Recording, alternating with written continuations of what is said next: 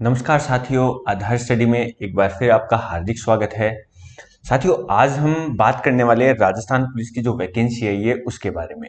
आप लोगों को सबको पता होगा कि वैकेंसी आ चुकी है।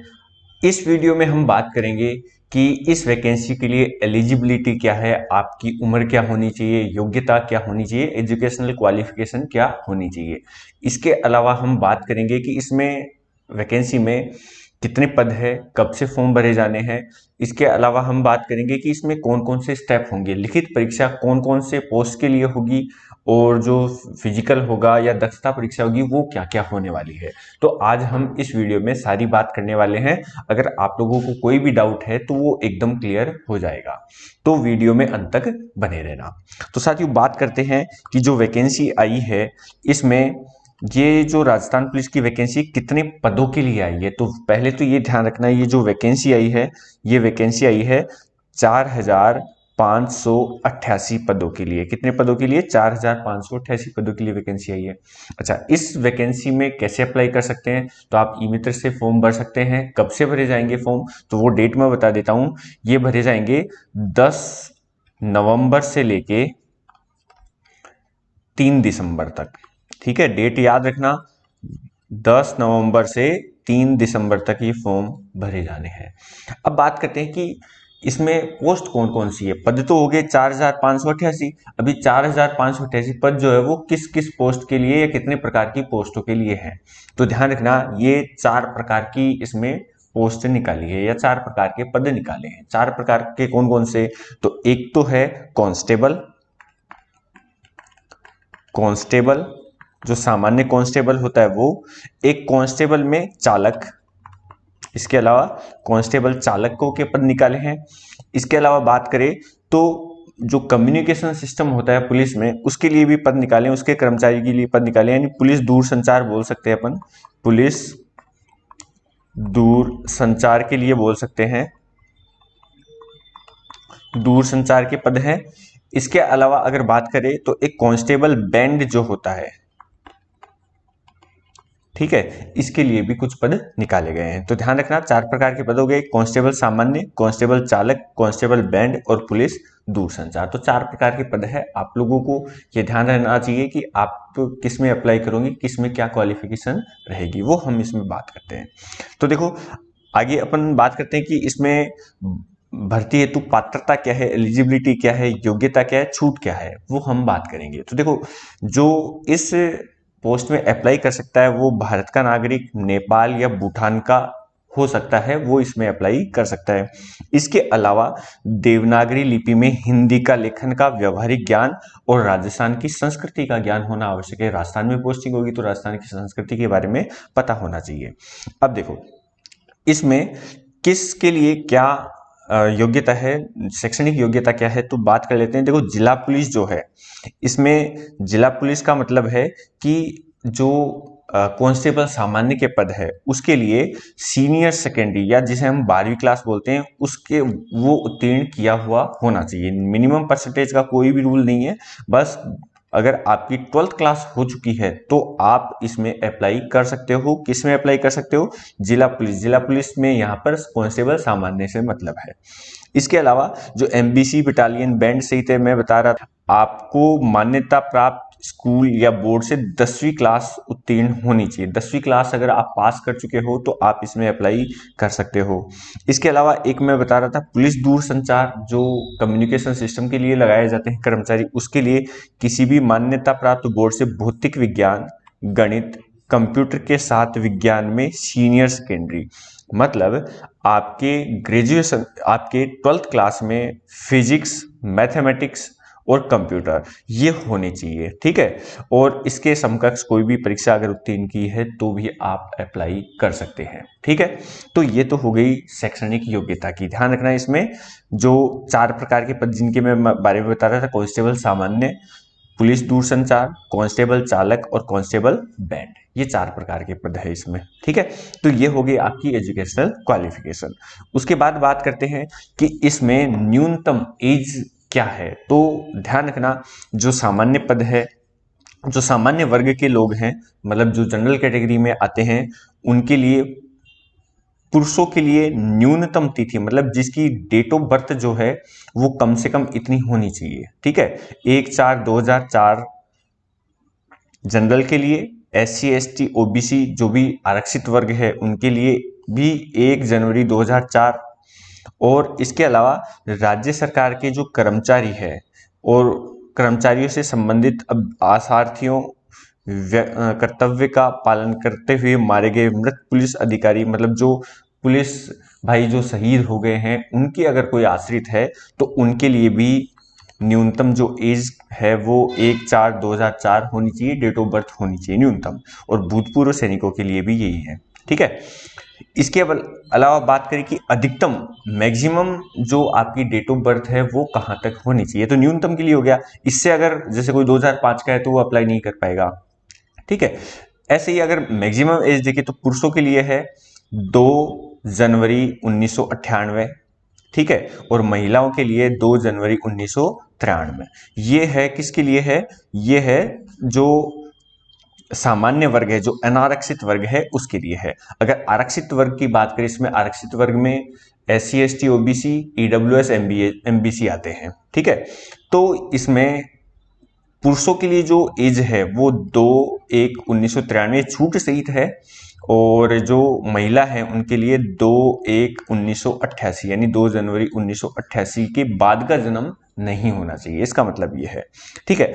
अगर कोई आश्रित जो कैंडिडेट है उनके लिए देखें तो मैक्सिमम एज उनकी 2 जनवरी 1995 पुरुषों के लिए, 2 जनवरी 1990 महिलाओं के लिए। इसके बाद के मतलब इससे पहले के, जैसे अगर यहाँ पर इस जगह पर अगर डेट जो है वो 1 जनवरी 1990 है तो वो भी अप्लाई नहीं कर पाएगा, या इससे 2-4 दिन भी अगर डिफरेंस है तो वो बिल्कुल भी अप्लाई नहीं कर पाएगा, इसमें एलिजिबल नहीं होगा। भूतपूर्व सैनिक है, भूतपूर्व सैनिकों के लिए जो पुरुष है उनकी मैक्सिमम एज जो है या मैक्सिमम जो डेट ऑफ बर्थ है वो 2/1/1979 79 तक होनी चाहिए। इसके अलावा महिलाओं के लिए भी यही डेट है। तो ये आप लोगों को ध्यान रखना है। ये कौन कौन से पद के लिए, कांस्टेबल सामान्य, पुलिस, दूरसंचार और बैंड आवेदक है उनके लिए है। जो एक और इसमें पोस्ट बच गई है वो किसकी है, जो चालक है, जो ड्राइवर की पोस्ट के लिए अप्लाई करेंगे उनके लिए भी आप लोगों को ध्यान रखना है। जो अनारक्षित वर्ग है, सामान्य है, उनके लिए न्यूनतम एज 2004, जो आरक्षित वर्ग है उनके लिए भी 1 जनवरी 2004, जो आश्रित है उनके लिए भी 1 जनवरी 2004, और जो भूतपूर्व सैनिक है उनके लिए भी 1 जनवरी 2004। तो जो न्यूनतम एज है वो तो सबके लिए है ही, फिक्स है वो तो। इसके अलावा जो मैक्सिमम एज है उसमें सामान्य वर्ग के पुरुषों के लिए 2 जनवरी 1995 और महिलाओं के लिए 2 जनवरी 1990 की डेट फिक्स की है। और जो आरक्षित वर्ग है, आरक्षित वर्ग में पुरुषों के लिए 2 जनवरी 1990 और महिलाओं के लिए 2 जनवरी 1985, ये मैक्सिमम डेट आपकी होनी चाहिए, डेट ऑफ बर्थ होनी चाहिए। अगर इसके और ज्यादा है, जैसे मान लो कोई 1984 का है यहाँ पर महिलाओं में, तो वो इसके लिए अप्लाई नहीं कर पाएगा, ठीक है। इसके अलावा जो आश्रित कैंडिडेट है उनके लिए, पुरुषों के लिए अगर कोई पुरुष है तो 2 जनवरी 1992 और महिलाओं के लिए 2 जनवरी 1987, ये मैक्सिमम डेट ऑफ बर्थ है। अगर भूतपूर्व सैनिकों की बात करें तो वो 2 जनवरी 1979, महिलाएं भी 2 जनवरी 1979 तक की डेट की है तो वो अप्लाई कर सकता है इसमें। ये होगी चालकों की बात। तो हमने 2-3 बातें कर ली कि शैक्षणिक योग्यता क्या होनी चाहिए और जो एज है वो क्या होनी चाहिए, ठीक है। तो ये तो हो गई एलिजिबिलिटी की बात। अब बात करते हैं अपन कि जो शारीरिक मापदंड है वो क्या होना चाहिए। अगर आपके जो शारीरिक मापदंड है वो अगर आप इसको फॉलो करते हो तो आपको कहीं पे भी नहीं रोका जाएगा। जैसे न्यूनतम ऊंचाई की बात करें, किसकी बात करें, न्यूनतम ऊंचाई की हाइट कितनी होनी चाहिए, तो पुरुषों के लिए 168 सेंटीमीटर, 168 सेंटीमीटर आपकी हाइट होनी चाहिए। महिलाओं की 152 सेंटीमीटर हाइट आवश्यक है, ठीक है, मिनिमम हाइट। इसके अलावा अगर सीने की चौड़ाई देखें तो वो बिना फुलाए 81 सेंटीमीटर और फुलाने पर 86 सेंटीमीटर, मतलब कम से कम 5 सेमी का फुलाव आना चाहिए। महिलाओं पर ये लागू नहीं है। इसके अलावा अगर वजन की बात करें तो वजन जो है वो पुरुषों के लिए लागू नहीं है, वो महिलाओं के लिए लागू है। और कितना होना चाहिए? 47.5 केजी होना चाहिए। ये हो गई किसकी? शारीरिक मापदंड की बात। इसके अलावा अगर बात करें हम कि चयन प्रक्रिया क्या होगी, तो चयन प्रक्रिया के लिए आप लोग ध्यान रखना, इसमें एक लिखित परीक्षा होने वाली है, एक शारीरिक दक्षता जिसे हम फिजिकल कहते हैं, एक दक्षता परीक्षा, और एक जो है मतलब इसमें कुछ बोनस अंक भी दिए गए हैं कुछ विशेष लोगों के लिए, वो भी हम बात करेंगे। तो सबसे पहले देखिए लिखित परीक्षा। लिखित परीक्षा सबके लिए होनी है, बस एक जो बैंड वाला पद है उसके लिए लिखित परीक्षा नहीं होगी। जो बैंड के लिए अप्लाई करेंगे उनके लिए लिखित परीक्षा नहीं होगी, ठीक है। उनके लिए क्या होगा वो भी बात करेंगे, लेकिन जो कांस्टेबल सामान्य, कांस्टेबल दूरसंचार और कांस्टेबल चालक है, इनके लिए ये लिखित परीक्षा, जो रिटर्न एग्जाम है, ऑब्जेक्टिव टाइप क्वेश्चन आएंगे, वो सब होने वाले हैं। देखो कितने क्वेश्चन आएंगे, तो ये 150 क्वेश्चन आएंगे 150 नंबर के, ठीक है। एक नंबर का एक क्वेश्चन होगा, यानी 150 क्वेश्चन आएंगे 150 नंबर के। और चालक के लिए भी जो पेपर होगा उसमें भी 150 क्वेश्चन आएंगे 150 नंबर के लिए। आप अगर इसको पास कर ले तो मैं आप लोगों को थोड़ा और बता देता हूँ। लिखित परीक्षा में आपको जो अनारक्षित वर्ग है, ठीक है, अनारक्षित वर्ग में जो जनरल कैटेगरी आ गई, इसके अलावा ईडब्ल्यूएस है, एमबीसी है, और एक जो ओबीसी है, ठीक है, ईडब्ल्यूएस, एमबीसी, ओबीसी और जनरल, उनको मिनिमम 40% नंबर लाना आवश्यक है रिटर्न एग्जाम में, ठीक है। ये समेकित है, कोई विशेष पार्ट के लिए कोई पास करना जरूरी नहीं है। जो आप लोग 150 नंबर के क्वेश्चन है, 150 में से 40% नंबर आप लोगों के अगर आ रहे हैं तो आप इस एग्जाम में पास माने जाएंगे, ठीक है। अगर कोई एससी और एसटी का कैंडिडेट है, एससी एसटी का कैंडिडेट है, तो उनके लिए जो मिनिमम पासिंग मार्क फिक्स किए हैं वो है 36%, 36% कम से कम मार्क्स आने चाहिए आपके, ठीक है। तो दो बात तो ये होगी कि लिखित परीक्षा कितने नंबर की होगी और इसमें मिनिमम पासिंग मार्क्स क्या होंगे, ठीक है। इसके बाद अगर आप इसको क्वालिफाई करते हो और आपको मैं बता दूं, जो फिजिकल होगा उसमें 5 गुना कैंडिडेट्स को बुलाया जाएगा। मतलब जैसे 4588 जो पोस्ट है, इसके 5 गुना जो कैंडिडेट होंगे वो किसके लिए बुलाए जाएंगे? वो फिजिकल के लिए बुलाए जाएंगे, ठीक है। तो वो उसी हिसाब से फिजिकल के लिए कट ऑफ आएगी। अब फिजिकल जो होगा वो कितने नंबर का होगा? तो फिजिकल जो है वो 30 नंबर का होने वाला है। किसके लिए? ये दो पद है, कांस्टेबल सामान्य और पुलिस दूरसंचार के लिए। ये 30 नंबर का क्या होने वाला है? फिजिकल होने वाला है। जबकि जो चालक है, कांस्टेबल चालक, उनके लिए 20 नंबर का फिजिकल होगा और बैंड वालों के लिए भी 20 नंबर का फिजिकल होगा, ठीक है। इसके बाद में दक्षता परीक्षा है। दक्षता परीक्षा क्या होती है? जैसे चालक है तो उसको वाहन चलाना आता है कि नहीं है, कोई बैंड वाला है तो उसके बैंड से संबंधित ज्ञान उसको है या नहीं है, उसके लिए दक्षता परीक्षा होने वाली है। अब कांस्टेबल सामान्य और कांस्टेबल जो पुलिस दूरसंचार के कर्मचारी है, उनके लिए तो ये दक्षता परीक्षा होगी नहीं। वो किसके लिए होगी? कांस्टेबल चालक के लिए 30 नंबर की दक्षता परीक्षा होगी, और जो बैंड वाली कैंडिडेट है उनके लिए भी 30 नंबर की दक्षता परीक्षा होने वाली है, ठीक है। इसके अलावा अगर किसी ने एनसीसी का सर्टिफिकेट है किसी के पास, अगर ए सर्टिफिकेट है तो उसको 6 नंबर का बोनस मिलेगा, बी सर्टिफिकेट है तो उसको 8 नंबर का बोनस मिलेगा, और अगर कोई कैंडिडेट सी सर्टिफिकेट लिए हुए है तो उसको 10 नंबर का बोनस इसमें मिलने वाला है। तो ये बोनस नंबर दिए गए हैं। सेम ऐसा ही अगर कोई होमगार्ड है, उसने 1 साल तक काम किया है, तो 1 साल का अगर उसके पास एक्सपीरियंस है तो 6 नंबर मिलेंगे, 2 साल का एक्सपीरियंस है तो 8 नंबर मिलेंगे, और ऐसे ही अगर मान लो उसके पास 3 साल का एक्सपीरियंस है तो 10 नंबर उसको बोनस के रूप में मिलने वाले हैं। इसके अलावा जो पुलिस दूरसंचार है, उस कैंडिडेट के लिए जो पुलिस दूरसंचार के लिए अप्लाई करेगा, उसके लिए विशेष जो डिप्लोमा होता है, जैसे किसी ने साइबर सिक्योरिटी में डिप्लोमा किया हुआ है, तो उनको उस हिसाब से जो बोनस अंक है वो दिए जाएंगे, ठीक है। तो टोटल जो मैक्सिमम बोनस अंक होंगे वो कितने होंगे? 20 अंक होने वाले हैं, ठीक है। इससे ज्यादा बोनस अंक मिलेंगे नहीं। अब 20 अंक कैसे, किस तरह? इसमें तो मान लो सी सर्टिफिकेट है तो 10 ही मिलेंगे। अरे कोई स्टूडेंट ऐसे भी हो सकता है जिसने साइबर सिक्योरिटी में भी डिप्लोमा ले रखा है, उसने सी सर्टिफिकेट भी ले रखा है, तो उसको तो वो दोनों जगह फायदा ले सकता है। लेकिन वो दोनों जगह फायदा भी 20 नंबर से ज्यादा का नहीं मिलेगा। टोटल बोनस जो है वो 20 से ज्यादा कभी भी नहीं मिलेंगे। ये जो बोनस वाला मैटर है वो केवल दो ही पदों के लिए है, कांस्टेबल सामान्य और पुलिस दूरसंचार के लिए। ये जो है वो चालक और बैंड वालों के लिए लागू नहीं है। इस प्रकार से ये 200 नंबर का टोटल जो फाइनल कट ऑफ बनेगी वो 200 नंबर में से बनेगी पुलिस सामान्य, कांस्टेबल सामान्य और पुलिस दूरसंचार के लिए। जो चालक है उनकी भी जो फाइनल कट ऑफ बनेगी वो 200 नंबर से बनेगी और बैंड वालों के लिए 50 नंबर से फाइनल कट ऑफ बनने वाली है। तो ये चयन प्रक्रिया होगी।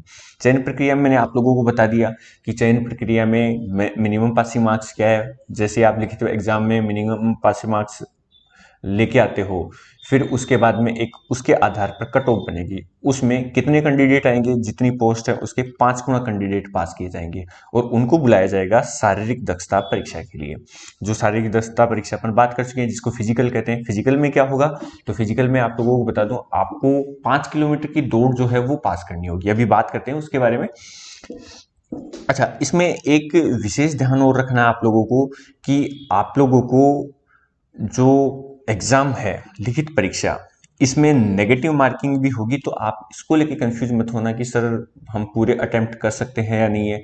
तो मैं आप लोगों को बता दूं कि जो भी एग्जाम है उसमें नेगेटिव मार्किंग है 1/4, यानी 25% की नेगेटिव मार्किंग होगी। यानी आप 4 क्वेश्चन अगर गलत करोगे तो 1 नंबर आपका कटेगा।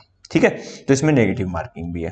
इसके अलावा अगर बात करें तो जब आपका फिजिकल होगा तब आपको एक मेडिकल सर्टिफिकेट डॉक्टर से बनवा के लेके जाना पड़ेगा कि हाँ मैं फिजिकल फिट हूँ, मैं फिजिकल देने के लिए या दौड़ने के लिए योग्य हूँ। ठीक है, ये आपको डॉक्टर बना के देगा, तभी आपको फिजिकल में अलाउ करेंगे। ठीक है, एक पुलिस वालों का जो मेडिकल चेकअप होता है वो अलग है, वो इसमें नहीं आएगा। ये जो आप मेडिकल बना के लेके जाओगे ये केवल आपको दौड़ के लिए योग्य माना जाएगा। मतलब आपका अगर मेडिकल सर्टिफिकेट है तो आप दौड़ के लिए योग्य मान के आप लोगों को आगे बढ़ने दिया जाएगा। ठीक है, तो ये इसमें आपको कंफ्यूजन नहीं होना चाहिए। अगर फिर भी अगर आप लोगों को कोई डाउट रहता है इसमें तो आप कमेंट करके मुझे पूछ सकते हो, मैं आप लोगों को पूरी जानकारी इसमें दे दूंगा। इसके बारे में बात करें आगे कि सर लिखित परीक्षा में क्या आने वाला है, तो लिखित परीक्षा का मैं बता दूं, इसमें देखो लिखित परीक्षा में जो है वो 4 पार्ट होंगे। कितने पार्ट होंगे, 4 पार्ट होंगे। 4 कौन कौन से, इसमें एक होगा विवेचना, तार्किक योग्यता और कंप्यूटर का सामान्य ज्ञान, यानी मैथ, रीजनिंग और कंप्यूटर।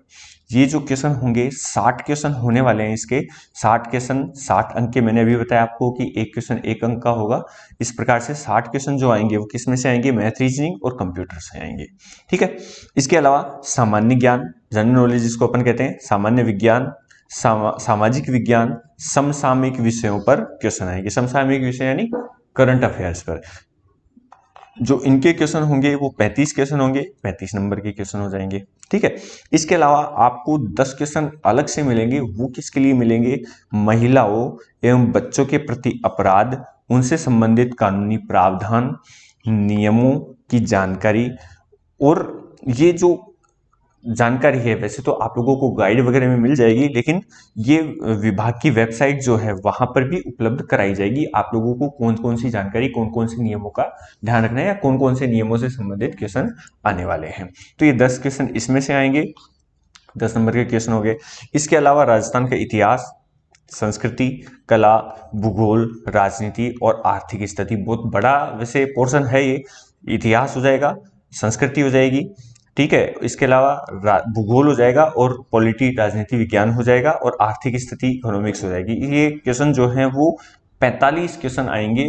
कितने नंबर के, 45 नंबर के। इस प्रकार से 150 क्वेश्चन होंगे 150 अंक के।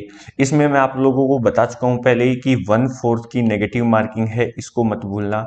ये नेगेटिव मार्किंग रहेगी 1/4 की। ठीक है, अब बात करें कि और क्या इसमें हमें ध्यान रखना है, तो इसमें आप लोगों को विशेष जो है वो मैं बता चुका हूं कि एक तो मिनिमम पासिंग मार्क्स 40%। ठीक है, ये किसके लिए है, ये है जनरल के लिए, ओबीसी, इसके अलावा एमबीसी, ठीक है, और ईडब्ल्यूएस। जो ये 4 कैटेगरी है इनके लिए मिनिमम पासिंग मार्क्स 40% रहेंगे।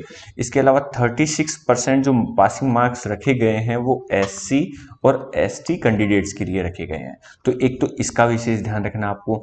अच्छा, ये पासिंग मार्क्स किसी विशेष पोर्शन के लिए नहीं है। कई बच्चों को कंफ्यूजन कि सर क्या सब में 40% लाने होंगे हमें, ऐसा नहीं, ये पहले होता था। अभी जो किया है वो इसमें टोटल 150 नंबर जो है, 150 अंक के क्वेश्चन है, उसमें से 40% आप लोगों को सही राइट क्वेश्चन जो है करने होंगे। इसके अलावा जब मान लो आप लोगों ने जैसे एग्जाम पास कर लिया, 100 क्वेश्चन आप सही करके आए हो, मिनिमम पासिंग मार्क्स आपके आ गए, उसके बाद में एक कट ऑफ जारी होगी। वो कट ऑफ जारी होगी फिजिकल के लिए कि किस किस को फिजिकल के लिए बुलाया जाएगा। तो वो मैं बता चुका हूँ, 5 गुना कैंडिडेट्स को फिजिकल के लिए बुलाने वाले हैं। ठीक है, उसके बाद में जो फिजिकल होगा, जो चालक और बैंड वाले अभ्यर्थी हैं उनका दक्षता परीक्षा होगी। उसके बाद में जो टोटल 200 अंक हो जाएंगे, ठीक है, 200 अंक किस किस के लिए हो जाएंगे, कांस्टेबल सामान्य, पुलिस दूरसंचार और बैंड के लिए। जो 200 नंबर टोटल हो गए हैं, इस 200 नंबर में से कट ऑफ बनने वाली है। वैसे ही जो बैंड वाले कैंडिडेट है उनके लिए 50 नंबर का जो फाइनल टोटल मार्क्स होंगे उसमें से कट ऑफ बनेगी। अगर आप उस कट ऑफ को फाइट करते हो तो आपका इसमें सिलेक्शन माना जाएगा। ठीक है, तो ये आप लोगों के लिए एक अच्छा ऑप्शन आया है, अच्छी वैकेंसी है। कई विद्यार्थियों को पता भी है कि इसका प्रोसेस क्या होता है। कईयों ने इसकी तैयारी काफ़ी दिनों से कर रहे हैं, कईयों ने शुरू कर दी है।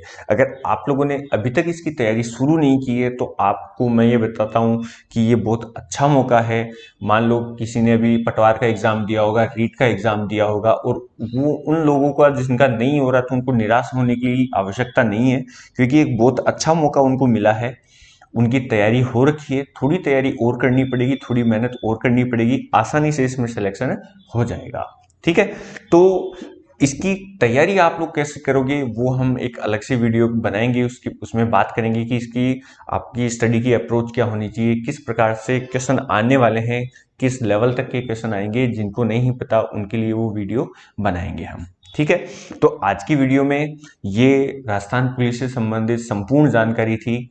अगर फिर भी कोई डाउट रहता है तो आप कमेंट करके पूछ सकते हो। आप हमारे टेलीग्राम चैनल को ज्वाइन कर लेना, जिसका लिंक डिस्क्रिप्शन में मिल जाएगा। ठीक है, और इनसे संबंधित जो भी महत्वपूर्ण टॉपिक्स की क्लासें हैं वो ज़रूर आप लोगों को इस चैनल पर मिल जाएगी। तो चैनल को अगर सब्सक्राइब नहीं किया है तो चैनल को सब्सक्राइब जरूर कर लेना, क्योंकि अभी जो रीट की एग्ज़ाम हुई है उसमें भी हमने बच्चों को जो है इम्पोर्टेंट क्वेश्चन दिए, काफ़ी फायदा हुआ है बच्चों को। इसके अलावा उनकी जो एग्जाम को पढ़ाई कैसे करें, स्टडी कैसे करें, वो भी हमने समझाया था। कईयों को फायदा हुआ है। अगर आपको भी, मैं तो चाहता हूँ कि सबको फायदा हो इसका, इसलिए आप लोग रेगुलर जो है वो इस चैनल से जुड़े रहना। ठीक है बच्चों, तो आज के लिए इतना ही। मिलते हैं अगले वीडियो में। धन्यवाद।